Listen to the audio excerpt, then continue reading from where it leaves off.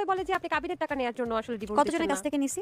ওই যে অনেকে নাকি কাবিনের জন্য বিয়ে করেন। আপনি এই সোশ্যাল মিডিয়া, কাবিন ব্যবসা আমি বলি এই যে সোশ্যাল মিডিয়ার যুগে তাহলে এতদিনে আমার যারা আব্বু পোস্ট করে বসতো যে আমার থেকে এগুলো নিছে। আচ্ছা, কিন্তু আমি বলছি যে ডিভোর্সটা আপনি আমার বাচ্চার ভরণ পোষণও আজ পর্যন্ত আমি নেই নাই। নেননি। আমার যারার ভরণ পোষণও এখন পর্যন্ত বয়স নয় বলতে পারবেন আমি নিয়েছি। যারার পাপা কি যারার সাথে দেখা করে কিনা? যারার আব্বু। যারার আব্বু। আচ্ছা সরি। ওইভাবে না। তাহলে কে? রুমি ছাড়া যারা আসলে রুমি ছাড়া কিছু বুঝে না, যারা লাইফটা পুরোটা রুমি কেন্দ্রিক। ওনার সাথে আব্বুর সাথে কি মানে যারার কথা হয় কিনা বা দেখা হয় কিনা? ওর সাথে মনে হয় না, বছর লাস্ট হয়তো ওর ফুপির বাসায় একবার গিয়েছিল, এছাড়া আমার মনে হয় না দেখা কথা হয় ওদের সাথে।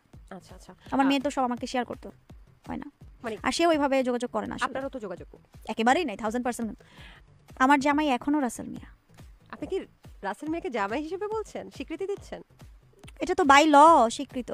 মুন্নাকে পছন্দ হচ্ছে, ও মানুষ হিসেবে খুব ভালো, আচ্ছা স্বামী হিসেবে ভালো, বন্ধু হিসেবে ভালো,